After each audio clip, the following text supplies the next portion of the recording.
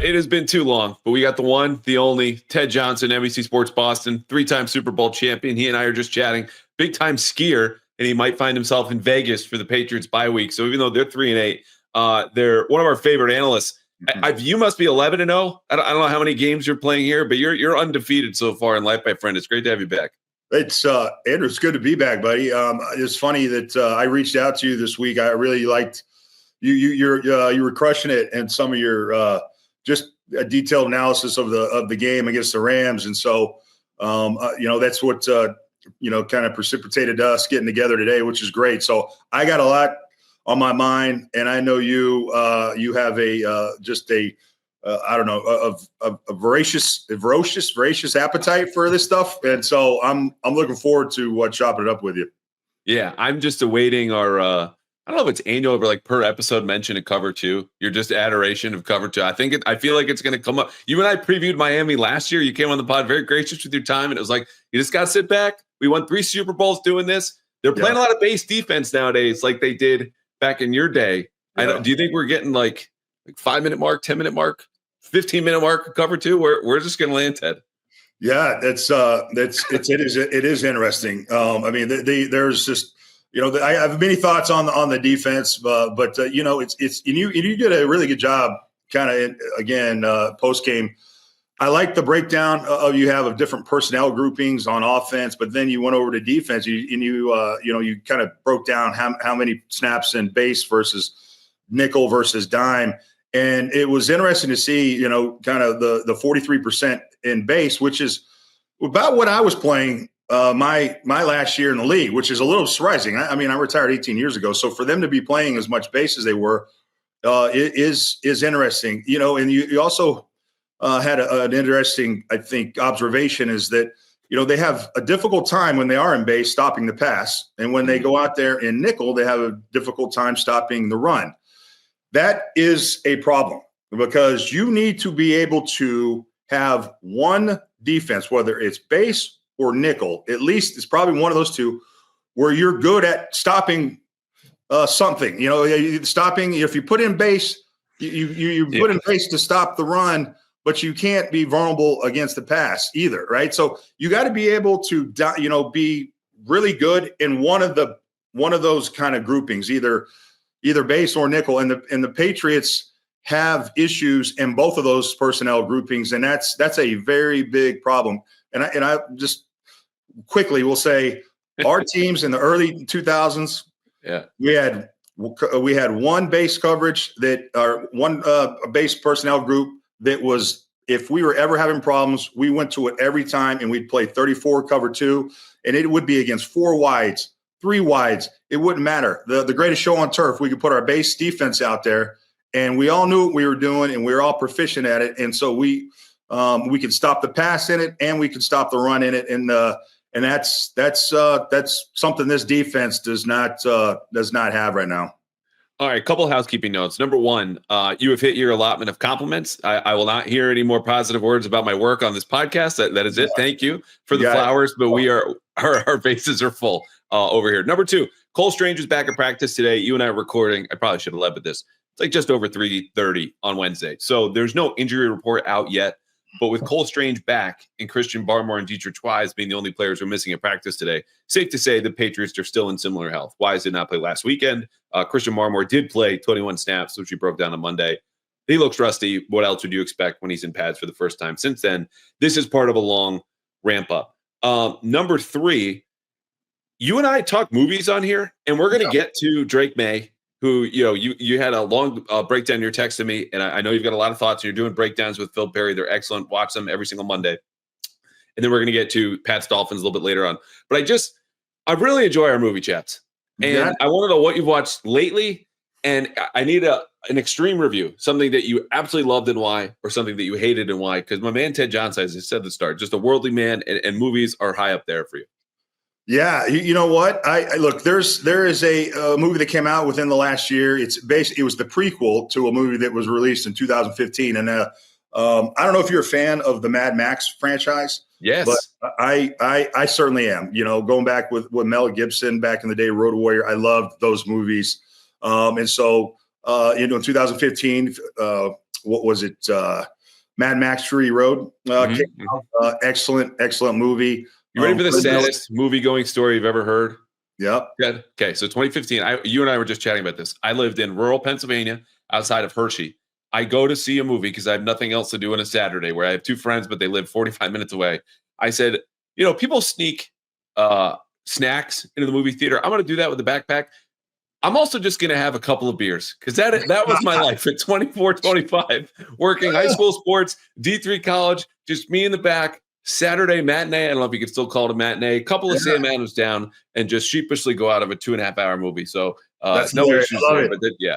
You weren't the first guy, and you won't be the last guy that's ever snuck beers into a movie theater. I guarantee that. Yeah, but the prequel you're talking about, that's Anya Taylor-Joy. I think came out earlier this year. That's been on my I want to watch this on a plane, but it also just might be too violent because I don't know if there's someone behind me. So it's on my list. But keep going. It is. There is violence. I think it's not gratuitous violence though. It's a little. There's some blood, and there's a lot of killing, but I don't think it's so in your face, if you're watching a Quentin Tarantino movie. So I think you'd be fine watching it on a plane. But the Furiosa Mad Max saga. So that's the recent one that came out, like you said, with Anya Taylor-Joy, Chris Hemsworth, excellent in it, and I'm a big fan of just the how Glenn Miller directs, just the coloring, the tinting, the cinematography.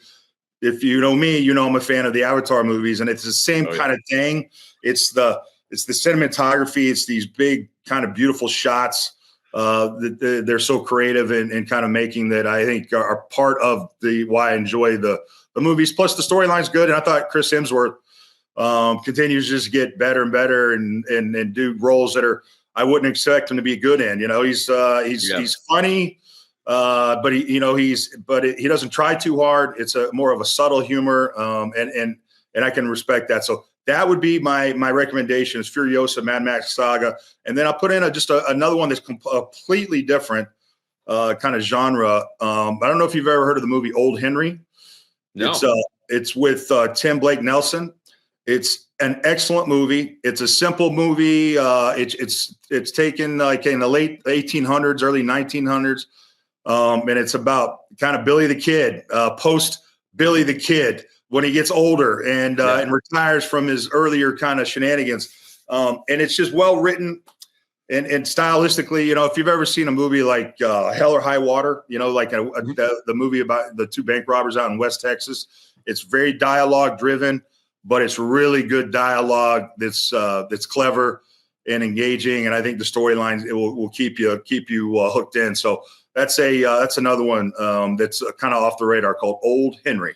Old Henry. One last question, then we'll get to football because there's a portion of people who listen to this podcast who are shaking their little fists, which they would never do to you in person, probably me in person. That the fact that we haven't gotten to football talk. But you're also very open about the movies that make you cry, Ted. And I'm curious, the last one that you watched, sitting at home or otherwise, where a little tear rolled down your cheek.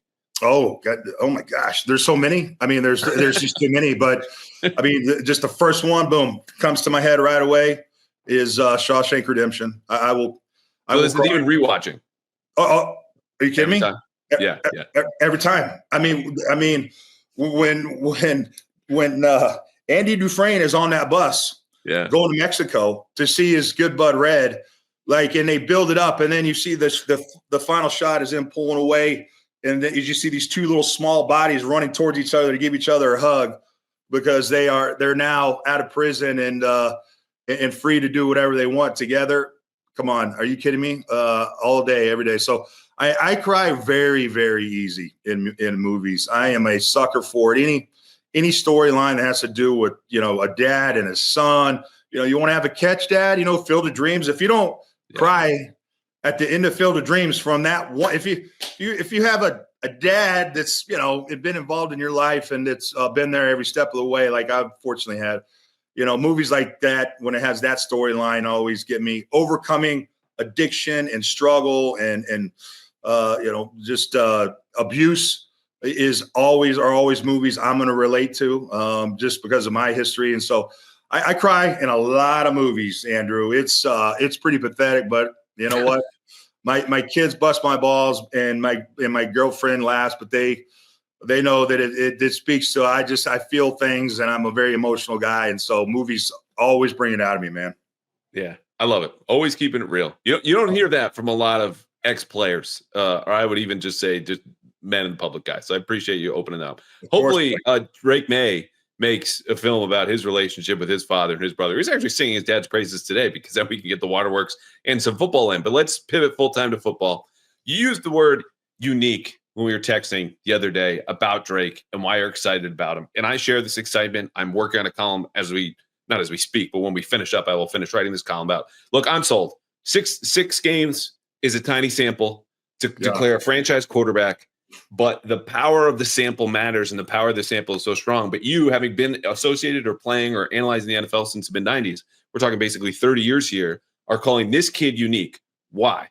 I'll say, so just lock in. I'm going to go fast, because you and I tend to, we can talk a lot, you and me. And so, look, it is quick for me to kind of, part of me is shocked that I use the word special to describe a kid that's only started 6 games. I use the word unique in his own way already through 6 games. How can you say that? But that's the way I feel, Andrew. And I'll just quickly go through the things that I think make him unique and just different than really, any other quarterback I've really seen. And it's really because, first off, I think the thing that jumps out is just his overall athleticism, his running ability. It's the best athletes, Andrew, are the ones that are out there and they make it look easy, right? I played with guys that were just, from a physical standpoint, not necessarily a productive standpoint or achievement standpoint, but just ability standpoint, like a Terry Glenn, like a Andrew Katzenmoyer. They're just physically, they were so much better than everyone. They made it looked easy from a physical athletic standpoint. Watching them play football, they stood out. The way Drake Maye plays football, it just stands out to me how easy from an athletic standpoint he's making it look. So his running style, smooth, explosive. It's unexpected, right? There's an easiness in which he moves when he runs. His sleight of hand, I call it a sleight of hand. He'd be a great magician if you ever just watch him carrying out play fakes with his hands, fake here, fake there, turn. It's very smooth. It's efficient. It is believable, and it just makes it look. He makes it look effortless, and it's not easy to do. His athleticism, throwing on the run, is unique too. In my opinion, that third and seven play that he had, where he threw across his body as he was jumping, as he was getting hit, to Demario Douglas, who was coming across on a short, crossing route, was an unbelievable throw. And he hit Demario Douglas right in the hands where he needed to keep his momentum going for a 20-yard game. So his ability to throw on the run, I feel, is very unique. How many times do we say quarterbacks always get in trouble when they throw across their bodies? All Drake Maye does is throw across his body 2 or 3 times in a game, and he completes every one of them. And the ones he doesn't are because there was a penalty on the play and they had to call the play back. So I'm seeing him do things, all these things, his athleticism on the run, his ability to throw at the different angles. So I'm not done with describing his uniqueness, his ability to throw all the different slot angles. Okay. And then you combine the fact that he can throw on the run with the different slot angles. That's what makes him so unique. All those things make him unique. I mean, there's that bootleg he had to the left, and he throws to Kayshon Boutte with a defender in his face. He makes the hard look easy, and that is what is so surprising to me. And so when I say he's got a unique style all his own, it's because of those things I just mentioned. And I've said this before, so I'm not going to belabor it. And you explained it very well. The word is natural, right? Like, he makes it look easy. He also makes it look like something he's been doing for about as long as he's been alive, 22 years. And it's funny that, we talk about this because I audibly laughed in the press conference today. He chatted with us Wednesday. It does every late Wednesday morning. Taylor Kyles from CLNS gives this great question asking about, hey, when you're looking at the field and you're certain processing things, are you doing this in a way that, again, you talk about like, quantifiable athleticism? Oh, this guy runs whatever 40 or lifts that much or he jumps that much. Well, when you see him on the field, it's not as natural, easy moving, right? There's functional athleticism and there's stuff that you can measure. And the question Taylor asked separated those two things. Are you looking at this and saying, okay, it's cover 2 or cover 3, which is more of that very linear kind of processing? You're just saying, oh, I'm looking at space and leverage, and that's all that I really care about spatially. And he goes, this is right before I left. Yeah, Cole, I think that kind of comes natural.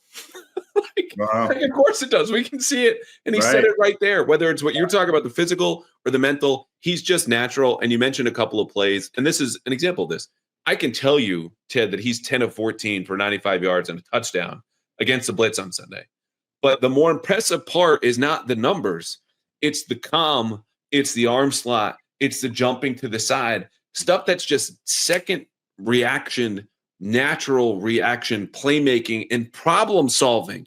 Stuff sometimes he's never seen before, but he seems to know the answer because he's not looking at this and overthinking at it when there's a lot of information. He's just very quickly identifying, what do I need to do? What are my options? And he gets to the right one, whether it's his legs or throwing or the arming or whatever it is. It's all just so natural. It's a great word. It's a great way to describe it. And I want to just put two more quick points on this discussion is the other thing that he has that is so impressive of all the things that we're talking about is what I like about, if you watch him, the play's never dead to him. He will squeeze every ounce of juice out of that thing he can, but to make a play. If it's throwing, right as he's getting drilled, go back to the Titans game. I mean, that play, him running around, and then finally finding, Ramondre Stevenson in the end zone. He went to the very last second of what that play was going to, you get the most out of, and threw that ball up there, and for Ramondre to catch it. It was, you see him do that too, where he's rolling out because he's getting flushed out. You see him almost to the boundary. I mean, and then he throws the ball as he's stepping out of bounds, and unfortunately, the receiver goes out of bounds and then comes back into bounds, and so it's not a touchdown anymore. But he doesn't give up on plays ever, and so that's pretty cool to me. Like, where you have a chance to the very end of that play, because you never know. It looks like Drake's going down or he's about to get hit, and all of a sudden he pops up and throws the ball out in the flat for a gain. So the kid's got this way in which he plays, again, that I just think are unique to him, and he does in a lot of ways really look natural. Everything looks natural to him. All right, let's put on your defensive coordinator cap here. You're in Miami. They've called you up and said, "Hey, Ted, we know you're in New England. We need you to consult what you've seen from Drake Maye. We are going to make you an offer you can't refuse, whatever amount of money that is, to give us some tips. How would you defend the kid? You've been watching, studying, analyzing. And what is that answer? What do you expect defenses to do either this Sunday or moving forward, understanding, okay, 6 games is a big enough sample to say we feel like we know what he's about? Yeah, I would say that's not an easy answer. It's not, and I've put some thought into this, and it's a difficult one, right? So it's like, okay, do we sit back and flood the zones and let them pick us apart and don't put a lot of guys, put 3 guys in the rush or 4 guys in the rush. Well, he's good at evading and buying time, and do we do that, or do we send the house at him? Are we relentless on our blitzing? And I think you had the numbers there, and I couldn't. It was so, incredible. Just the blitz, both teams blitzing last week, but they were blitzing Drake Maye at a high clip, and he was making them pay every single time. You already gave the numbers. So I think he's so natural and reads things so fast that he's gonna be a great quarterback against the 8. I think he reads it so fast, that you expose yourself. So at the end of the day, I think a lot of what they're trying to get to is running the football and horizontal passing, right? So that's really the world in which I think the Patriots offense want to live. Long drives, chew up the clock, dink and dunk down there. Now, the evidence might suggest otherwise. Here's the thing: is Drake will take a shot. He is not afraid to throw downfield. But for the most part, the Patriots offense wants to work in that, that box, that small box. So I would, if I would take away his first read. I would not blitz him. I would send 3, maybe in 4 guys in at the most. I would not, and I would sit back and play coverage, and really, really, really do be very disciplined in your rush. If you want to rush 3, keep 1 guy in as a spy, right? I would do that. So maybe not send all your resources to pass rush, and not all your resources to in coverage. Kind of keep it a balanced pass rush and coverage with a spy. Sometimes if you're only going to rush 3 or 4 guys, it's hard to keep those guys disciplined. So a spy kind of shadowing Drake Maye, to me, it was probably be a great way, because I think, he even though he hasn't been pulling the ball down and running as much lately, if you're only rushing 3 guys or 4 guys, like I'm suggesting, then I would expect him to maybe, take off and run more, because he's got to hold the ball longer. Keep him holding that ball longer so that you flush him out eventually, and then have that spy there to shadow him. That's the only thing I can come up with. I like that for third down in particular, because you do mention the scrambles have gone down. That's something, our friend, colleague Phil Perry has noted, asked Gerard Mayo about today, saying, hey, if he's not scrambling as much, might you involve him in the QB run game? And I think that could really help in the red zone, but that's a separate topic. I think third down spy is a good idea. I think where I start on early downs is a lot more muddled rush, like the old kind of contain rush. You know this, don't get past the level of the quarterback, because when you look at when he's doing his most damage, it's very often when he's creating. And FTN Fantasy had this chart that went up today where he's creating among quarterbacks, meaning you're outside the pocket and it's after your first read, at the second highest rate in the league, meaning he's doing this more often than everybody else in the league except for Jalen Hurts. And when he's doing this, he's 5th in EPA per play when he's creating. So you heard Bill talk about this back in the day. You heard him say this even like last year, the year before. Just keep him in the pocket. Like when he's his most dangerous is when he gets to play that backyard ball and play entirely on instinct and reflex. So I'm trying to keep him in there as best as possible. Doesn't mean he won't escape, because I think the point about a spy is a good one. You can't play the whole game with a spy. Yeah. I think that's my starting point is we'll disguise as best we can and rush with 4, but in a kind of a muddled rush. So he keeps in there and doesn't do what he wants to do, which is often get to his right and then really hurt you, either scrambling or scrambling to then throw. It's true. I love that. I love that number. I mean, there's some really cool stats out there on Drake Maye that highlight his athleticism. His EPA, while he's out of the pocket, that's pure athleticism. That's somebody making something out of nothing. And that stat alone speaks to his special athletic gifts. Yeah. But mostly just best of luck, Dolphins. Like get them while you can. It's a UConn fan. Dan Hurley said this before UConn, very proud alum over here, won back-to-back championships. Get us now while you still can, because we're coming. You can say the same thing about Drake Maye. Speaking of Drake Maye, you can win with him over on Prize Picks. It's that time of the episode where I remind you this is not only America's #1 daily fantasy sports app, but you can win real money. It takes less than 60 seconds. You fill out a lineup. You could have done this back in the day had they had Prize Picks when Ted was playing. But you have players, and they give you stats. And if you think that player is going to get more than that stat, it could be passing yards, it could be rushing yards, it could be touchdowns, it could be goals scored if you want to go to hockey, or points if you want to go to basketball. You pick more or less on that player. You go 2, 3, 4, 5, or 6 all in one lineup. If that wins, you win, and sometimes up to 100 times your money. So sign up with Prize Picks now today. You can even use Venmo. It's my favorite new feature. And you get $50 instantly when you play your first $5 lineup. 2 to 6 players, just go more or less in every single stat. And you don't even need to win to get that $50. You just play a $5 lineup, get the $50 bonus with code CLNS. So download the Prize Picks app today. Use code CLNS. Get $50 instantly if you play your first $5 lineup. Prize Picks, run your game. All right. I asked you to be a consultant for the enemy. I'm going to bring you back. Patriots say, okay, we know the Dolphins are calling you, Ted. We're going to give you even more money than that. Help us with the 30th ranked defense in the league by DVOA. We are 31st. That's second worst in the league against the pass. And we are 28th against the run. An improvement, but still bottom 5. Because the Patriots tackle well and they stink. And you've called, in private, and I've done the same thing in my column, Covington an arrogant or stubborn play caller.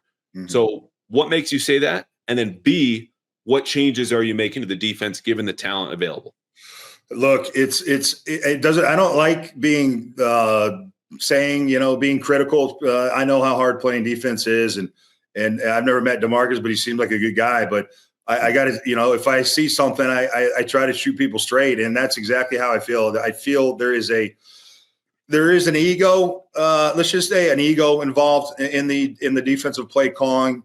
And look, I mean, functionally, I understand why you blitz. Like, look, you don't have dominating pass rushers, and so you have to send maybe more guys to create pressure. But there's a smart way to do it and a dumb way to do it. And I wonder sometimes that I see all first year new head coaches, head coach, position coaches. DeMarcus Covington is a first year defensive coordinator. This team, even though it was Tom Brady, right behind Tom Brady was a culture of defense here and smart defense and situational defense.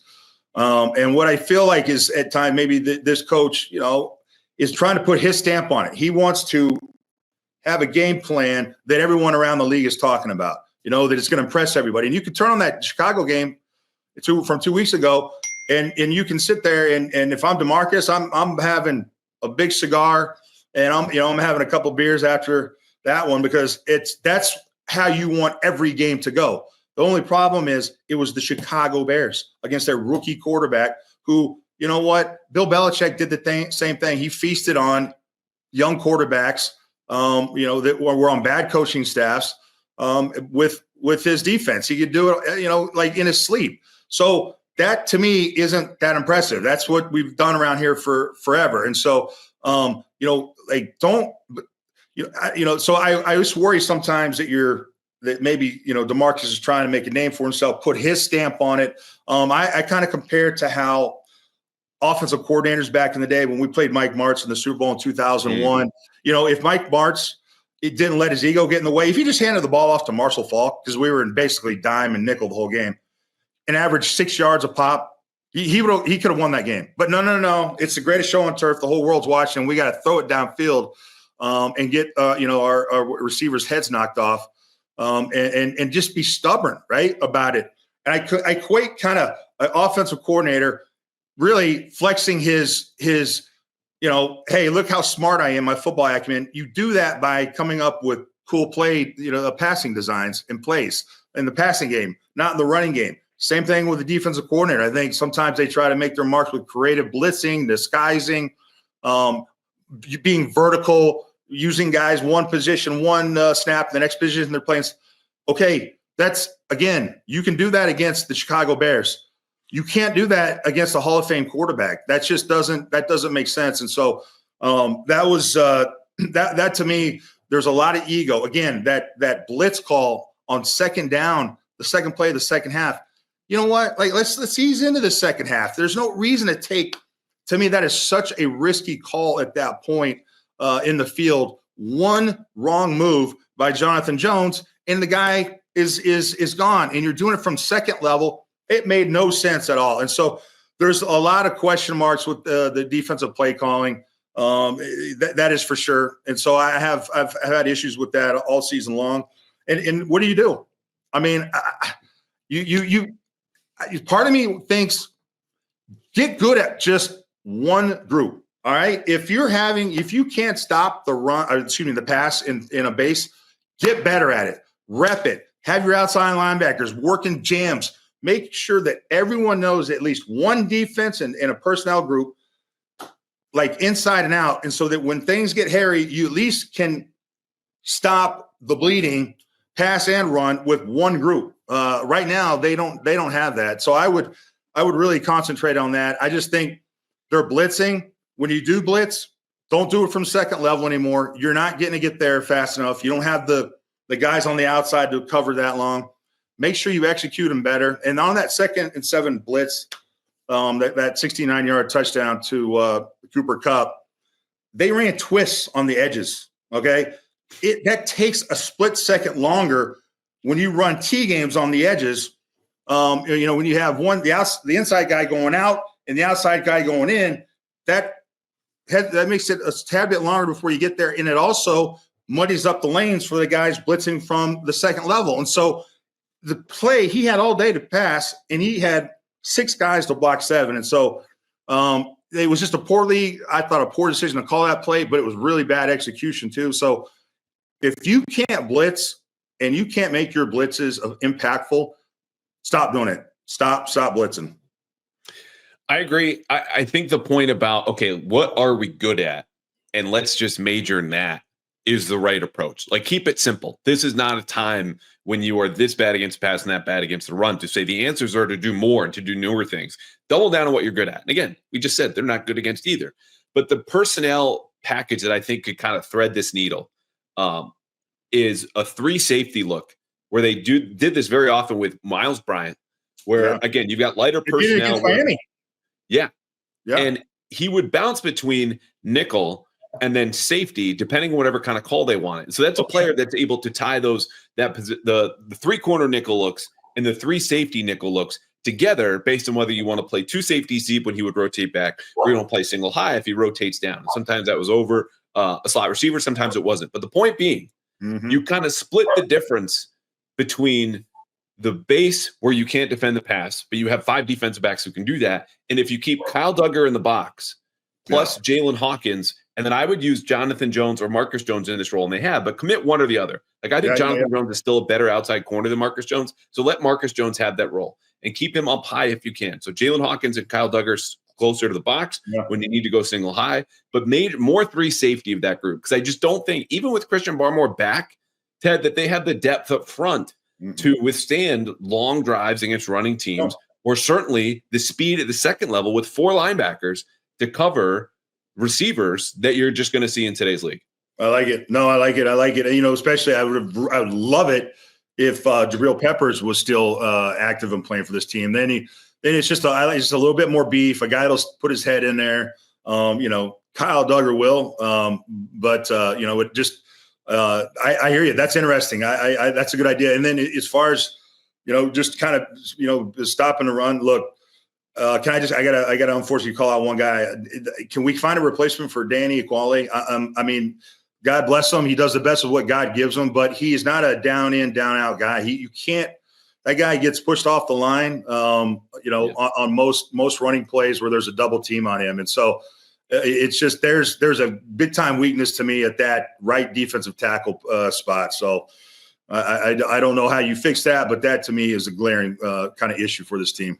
Yeah, it's, you know, on Danny Equale, because I said this before, and it blew my mind when it happened. He surpassed his single season career high for snaps played in a year against Tennessee. Oof. So Week 9. Half point of the season, he's going, I've played more snaps than I ever had before. He now has a bone bruise on his elbow, which isn't to excuse the play. This is just context of what's going on because he had to play more with Christian Barmore out. And Peppers is a good point. Like, they didn't plan on losing guys like Bentley and Peppers, you know, for the entire season. They got to make do. And they played a lot of 3 safety before. I just think, too, that would also help solve. And you've seen teams do this, especially the West Coast teams. They go tempo early against the Pats. Test that communication. Test your alignment. Make sure the eyes are in the right place. So if you're sticking with that same personnel grouping, and it's just incumbent on, let's just stick with Marcus Jones. Christian Gonzalez, Jonathan Jones are outside. Marcus Jones, when we're going to call for 3 corner nickel sets or concepts, you know, bump down. If we're calling 3 safety, the personnel's the same. You're just going to spin up top because he played safety in college. He's done a little bit in the NFL. That's what I would like to see. We talked a lot about the defense. And let's go back to the offense for a second because you have an answer for this, and I'm going to lead off. One thing that the Patriots are doing or not doing that the media and fans are just should be paying a little bit more attention to. What are we glossing over, talking about Drake Maye and the run defense and game plans, all this different stuff? Mine is faster starts. When you look at the second drive against LA, touchdown. Second drive against Chicago, field goal. 13 points in that first half. Opening drive, missed field goal at Tennessee. Before that, second drive touchdown against the Jets and an opening drive touchdown versus Jacksonville. So since week 6, Ted, when Drake Maye came in as a starting quarterback, the Patriots are 9th in total EPA when passing in the first quarter. So first quarter passing, they're 9th in EPA. Even better than that, and this shocked me, when they are running the ball in the first quarter, they are 4th in EPA per play. Yeah, I love it. Yeah. It's just what happens after the script when you get through the first 15. That's it. Things kind of fall apart. But you needed faster starts. We talked about this at the beginning of the season. They had it against Cincinnati, fast enough against Seattle to stay competitive. That's how they need to operate. As of late, even in the losses, they're starting fast enough. Yeah. Oh, I love that, man. I love that stat. I can't believe you, because you and I same brain. Just to kind of piggyback off of that, their highest scoring, their second highest scoring quarter is the first quarter, and I think you're right. I like that they do get off to decent starts. So I mean, they've gone 3 and out on the first opening drive, but then they've backed it up with a nice long drive to either field goal or kick or touchdown. And so they've scored 24 points in the first quarter in the Drake Maye starts. But what I found interesting was how the game finished. So why is it so fun to watch this team? It is.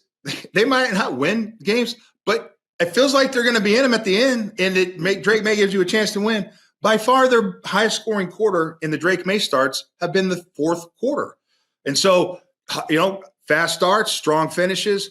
That to me is kind of a good. I like that trend. I mean, you want to be great in every single quarter, but if you were to ask me what are the most important quarters to be, playing your best, I'd say the first and fourth.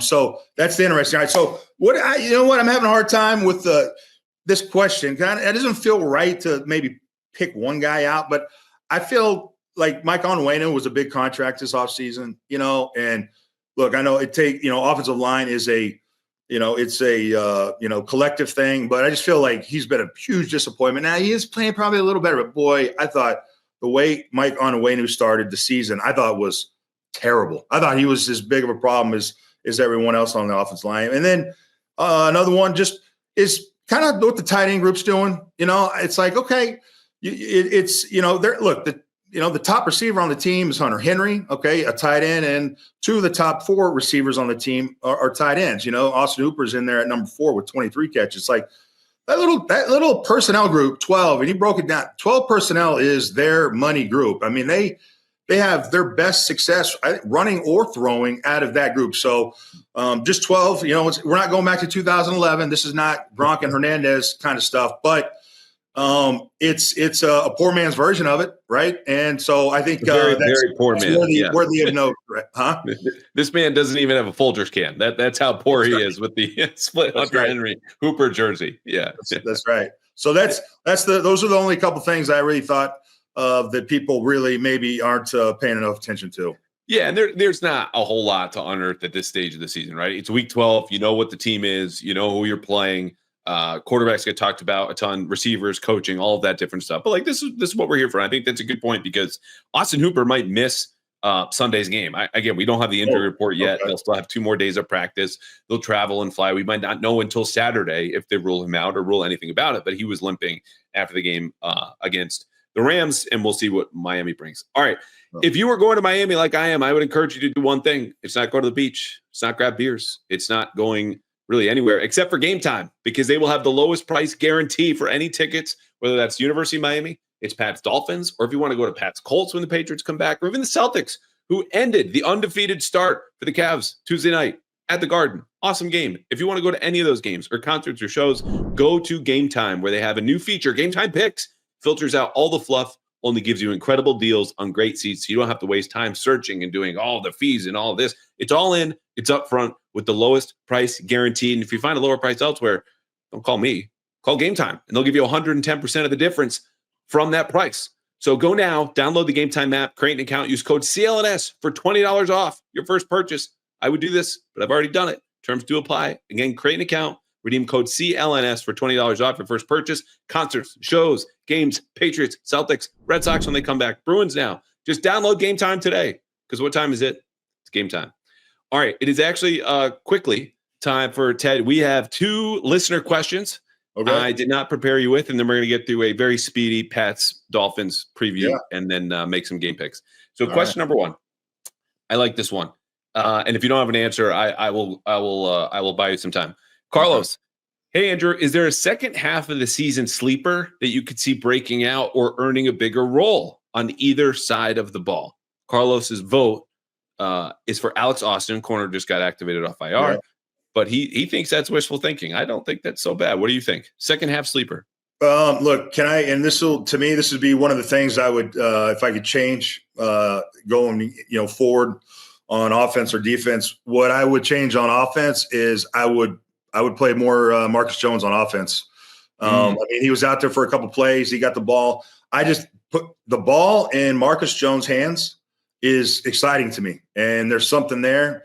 I would slowly integrate him more and more into the offense. I think he just with his explosive ability, with Drake Maye's athleticism, I think that's something that you can really kind of really support. So that would be my number one thing. Put Marcus Jones on offense more and build packages with him. And so look, you got the screen game kind of hit. If the running game can just give you something, just don't be terrible at running a football. Get some positive yards on the first down. It just opens up so many other avenues for play action, for cool screens. I mean, you got missile screens, bubble screens, tight end screens, traditional screens, and then add a Marcus Jones on a reverse jet sweep type stuff. All right, now you're making something out of nothing here. You're throwing in some things that I think won't make this offense as predictable as it is, and I think there is some predictability in their play calling on offense as well. My answer is your old position, Sione Takitaki. Missed first half of the season of PUP. I think they want to make it work with him. He got a 2-year deal in free agency, and it's not like if he doesn't play a whole lot this year, he's guaranteed a roster spot next year. There's not many guarantees in there, but like he's a fast-flowing sideline to sideline guy. They just put Curtis Jacobs on IR, who was a rookie behind him, who might have seen some snaps. Obviously, now won't for the next 4 weeks. So the opportunity is there, the motivation. A guy that did not play in the first half of the season, by definition, he has to do more in the second half. Yeah. That would be my answer. Kurt, what can Jalen Polk do to gain momentum heading into year 2? Okay, so we've already given up. No, he hasn't during the remainder of the season. So what can Jalen Polk do to salvage what's left of this season, or is it salvageable at all? What would you tell him? You know what, man? I would maybe just this might sound ridiculous, but just get him, have him challenge him about being a blocker in a run game. Like, let's get you like in a mindset, and then you kind of work off of that, quick little curl routes, but can you block for us? We want to block. You're a tough, I don't know. I mean, he's kind of small. Is he small? I don't know. He kind of looks small to me, but I don't know. Just can you get him involved in the game? If it's not, you start small, like what you're talking about, like simple stuff. Yeah, just get him, kind of, and I would, maybe design a play or two early in the game where it's a catch and run situation, maybe like a missile screen or a bubble screen, something to kind of get him going, as opposed to something down the field in traffic, where he hears footsteps, and where it's just, something outside the numbers. I don't know. It's just, it's not a good chance he's going to, catch it when you throw it to him. So, kind of like the touchdown pass he had a couple weeks ago. It was a play designed for him with the hopes that he'd be as open as he was, and he caught it. So things like that, just that you feel are high success rate type plays to get him going, especially early in the game. Yeah, I like it. What comes to mind is the old coaching trick of the coach shows a struggling player film of his old self, like having a great game. You're like, hey, this is what it looked like. And sometimes it's just, you get so mired in like what you're screwing up and little details, and you consumed by all of the struggles that you just need to get pulled out for a second by your own performance and just watch it again. I like, he would have to go back to, training camp for that kind of tape, or obviously back to College of Washington where he started. Yeah. But I think that would be my answer. But even Washington, man, like you know what, and that's on coaches. That's when the coaches got to be creative. And that it should be. That's a good suggestion. And that to me is more like, hey, as a coach, put together a highlight tape with Jalen Polk. What? Have him come in early or after practice, after he's already showered. Be like, bro, I'm gonna leave the room. I'm gonna shut the door. I want you to watch this, and that kind of stuff. Players respond to that. That's on the coaches to try and Their job isn't just to tell them where to line up. Their job is to motivate them and put a carrot in front of them so you get the best out of them. That's part of their job too. No doubt. Motivate and organize.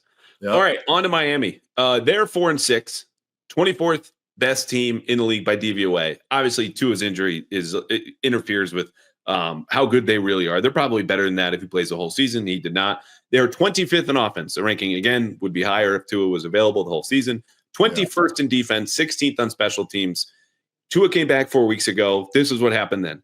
They lost 28-27 at home versus Arizona. Go to Buffalo, lose a close one, 30-27.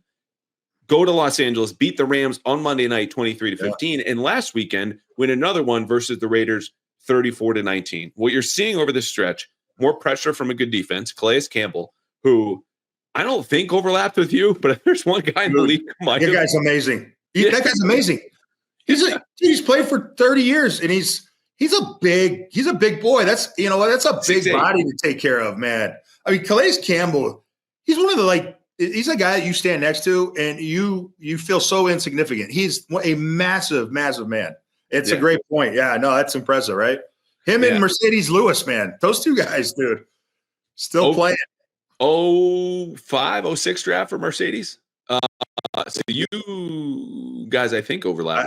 My last year officially was 2004. I retired in the summer of 05. Okay.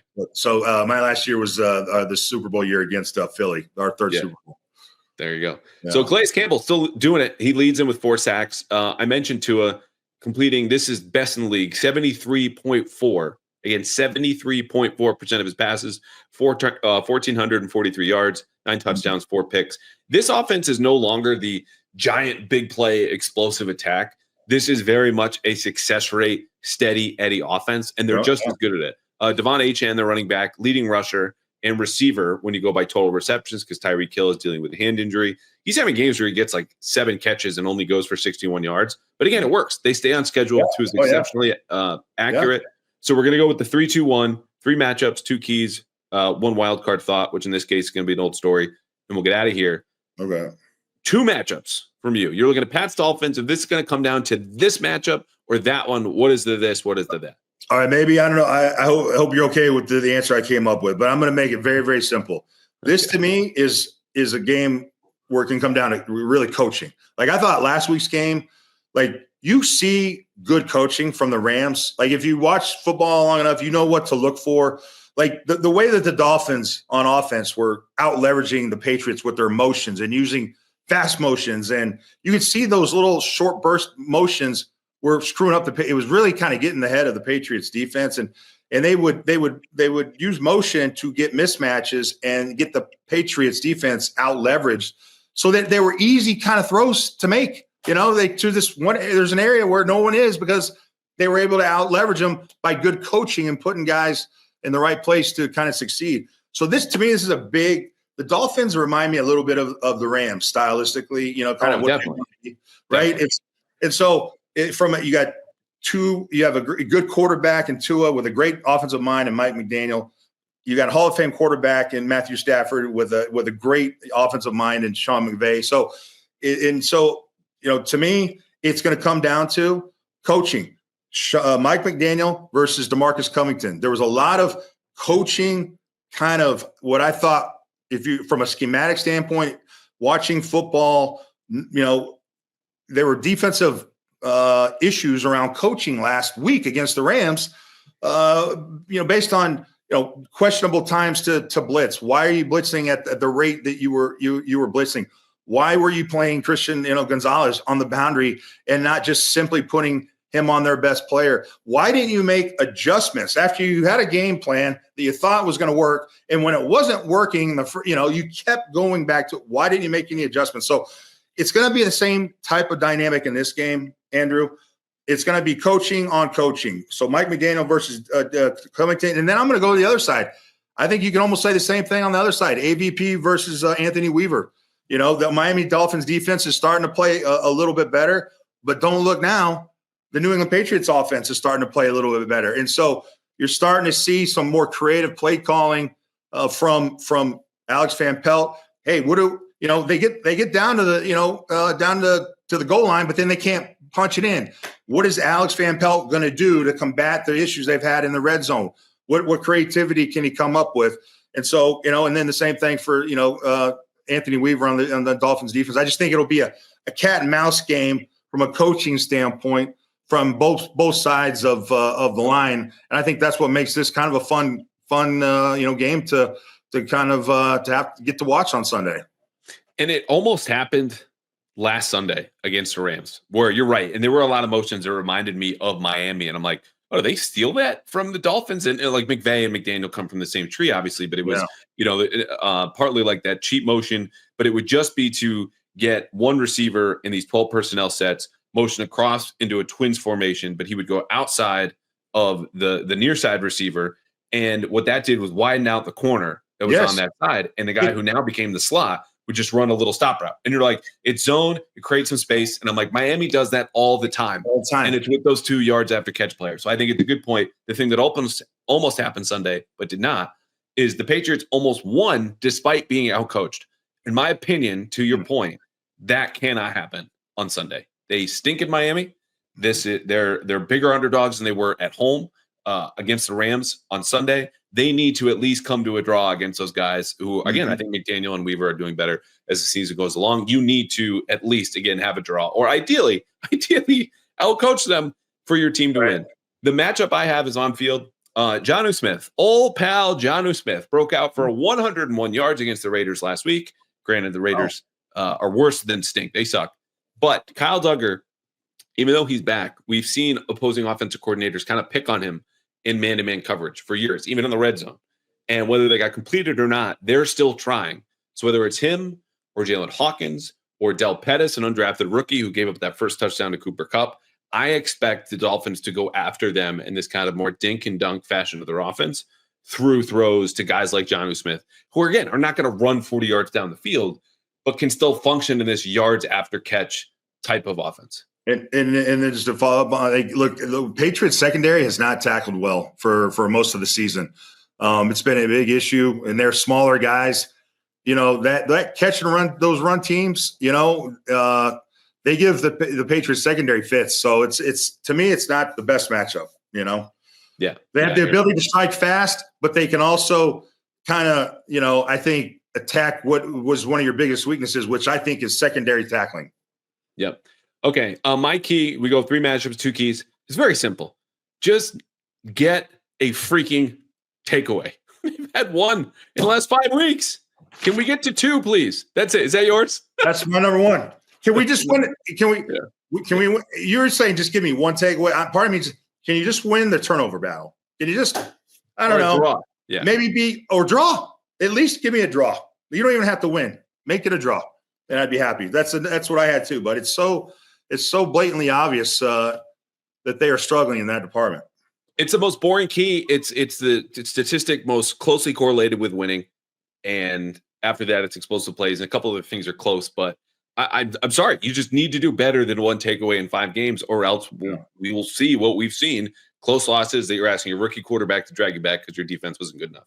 All right, we do a wild card thought. This is supposed to be something adjacent to the game, and not X's and O's, not matchups, not keys. And I have stripped your freedom on the wild card thought. I said, Ted, I want an old school Pat's Dolphins story from your playing days, and you can go whatever direction you want with this. There's some great memories. My rookie year, I started as a rookie.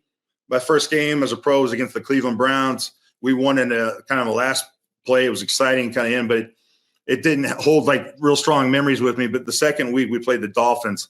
And Dan Marino was the quarterback, and they had a running back run off tackle, and Dan didn't like the way he hit the hole, and he ripped that running back a new one. And I remember standing there almost in the Dolphins huddle. I was like, I couldn't believe I was watching Dan Marino undress his own player. That was a huge welcome to the NFL moment I'll never forget. And then also I was part of something that happened against the Dolphins that none of us had ever seen. I split the helmet of the left guard, Jamie Nail's helmet, in 2 pieces in the game against the Dolphins in December of 2003. And so that, with all the linebackers, that is one of the cooler stories you'll ever hear them tell, is me splitting the helmet of Jamie Nails. I had nicknames from the Dolphins and the Bills, Cement Head Ted and Ted the Head. And so, but that splitting of the helmet, you can find it online. It's a cool video of it literally just falling into two pieces. So those are two of my biggest, Miami Dolphins memories. I love it. I have to go back and watch that 0-3 game because everyone remembers Teddy, strutting into the end zone on that pick to seal the 12-0 win. Snow goes up in the air, beat the Dolphins. Great memory. All right. You've been more than gracious with your time. We'll get you out of here on this, a game pick. I'm going to lead off. Everything says the Patriots will lose on Sunday. History says it. The spread says it. The talent, the coaching as of late. F that. This is a new era to me. I think this is the game that Drake Maye closes at the end. Maybe not on the last drive, but in the last 5 minutes. All the ghosts, everything about Miami. It's not even going to be that hot out. It's not going to be loud out, as Gerard Mayo called out Dolphins fans today. Drake Maye goes in. The Patriots win 21-20. I love your optimism, but I wish I could go there. Defense scares the hell out of me. So I'm down on the defense. I have been for most of the year. I was excited about the Chicago game, but at the same time, I knew, that was a team you could do that to. So I just don't think our defense is going to hang in there with us. And so I feel like, score. I don't know. Can you hold them to 21 points? I could see maybe Drake, getting, more than 21. I just don't have trust in this defense to do it. So I got Miami kind of winning in the same fashion, almost like the Rams game, 28-23, something like that. I think Dre's going to get his, but I don't think it's going to be enough to overcome the issues and the problems that defense, I think, is going to inevitably have.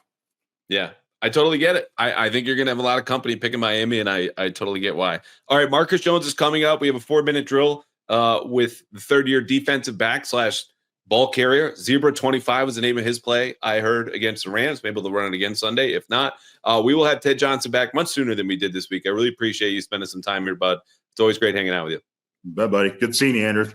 All right, another 4-minute drill. Marcus Jones. I don't say this often, but there are certain interviews, even though you and I haven't chatted a whole lot, that I look forward to a little bit more than the rest because we got a lot of anonymous questions for teammates here. So I'm going to start the clock. We go. We can't run out the clock. We try to get through as many questions as we can. You ready? Let's get it. All right. Clock starts. Number one, if you could hit any teammate every single day in practice, who would that teammate be? I love Mondre, but I'll say Mondre. Okay. Number two, you're an artist, musical artist. Yeah. Give us your best bar, the lyric you're proudest of the most in all your songs. Ooh, in my song, that's a hard question right there. Oh, my goodness. It has to be my song? Yes. See you dancing in a crowded room. I'm just going to say that because that's the first lyric of one of my songs, Make It Right. So that's the one that I could think of right now. All right. Best receiver you've ever faced? Devontae Adams. All right. I heard Marcus Jones hates to be wrong in meetings, about plays, anything, but you're a little quieter now when you object. How did you object as a rookie when you're pushing back and you knew you were wrong, but you just didn't want to admit it? It was just one of those situations to where, you learn to just get coached. It wasn't to where, I didn't like to be wrong. It was just I want to explain why I did it, but sometimes, you don't even need to explain. So you just need to go ahead and just take the coaching and just, be quiet. Okay, that's not how all teammates remember it, but you're on the pod. We'll trust you here now. Your dad, in your house, are you the good cop or the bad cop? I'm the bad cop. So whenever I get to see him and everything, usually I'm the person saying no most of the time. So, yeah. All right. From an anonymous teammate, would you do a song? Would you collab with Kendrick Bourne? Oh, with KB? Yeah. Would? Yeah, I would. Yes, it's in due time, so. Okay. What's your favorite play call? Favorite play call? Give us the words, how it spit out. Could be offense, defense, special teams. Okay. I'll say defense. I'll most of the time say cover two. I love whenever that call happens because most of the time we get to play the flat, so that's less energy we have to use. So you're looking at trap, like little quick outs. You're looking for those. Anything you get your hands on? Whenever I can bait the quarterback, yeah. All right, in the past, when Marcus Jones broke up with someone, how would he deliver the news? Ooh, you can never do it over the phone. Okay. So I'm not going to say over the phone. How would I do it?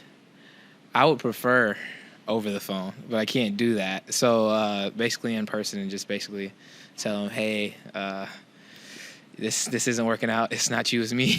Something like that. So something like that. So a cliche, but like at least you made the effort. Like neutral site, you go to a coffee shop or like some bar or a restaurant. Yeah, it would have to be somewhere like that. Yeah. Okay. All right. You texted AVP. We just learned like an hour ago, 2 weeks ago, saying, "Hey, like you can get me the ball. You know, I can play some offense." A little late in the week because that was before the Chicago game. He looks up your plays from your rookie year and says, "I'll get you in against the Rams." You go in on Zebra 25. Can you tell us, to the best of your knowledge, what you texted AVP? What was the pitch you made to play some offense this year? It was basically one of those situations to where I told him, I was just like, hey, like, you know, I've played offense before. It wasn't like, get me the ball. It was more like, hey, I'm open to offense, you know what I mean? So that ended up happening, and then I ended up getting some offensive snaps. How long had you been thinking about that text? It hasn't been, I mean, I'll probably say since the off season of like, you know. You're a patient man. Yeah, I'm a patient guy. So whenever it came down to it, I was just like, hey, I'm open to it, you know, if you're open to it. So. All right, we got 30 seconds left. 2 more questions. Post-apocalypse. Everyone's living in the wild, fighting for themselves. Who's the teammate least equipped to survive on their own? Oh, least equipped? I'm going to say KB. He gets roasted on this show more than any person alive. I'm going to definitely say KB just off the fact of, like, I don't think he's going to know what to do at all. Okay. So... All right, last one. Least favorite media question. 2.5 seasons in the NFL. You chat with us a fair amount. Least favorite media question. I would say it would have to be when you guys usually ask what happened on the play whenever someone scores or something like that, and then you guys kind of already know, but you want to hear from our perspective. It's like, I mean, it's football. You know what I mean? People going to score. It's good players on the other team and everything like that as well. So. Yeah. Sometimes you give us too much credit. We don't know. We need to ask you. But other times, I'll tell you. You're right. Marcus Jones, 4-minute drill. Appreciate you, man. Oh, yeah.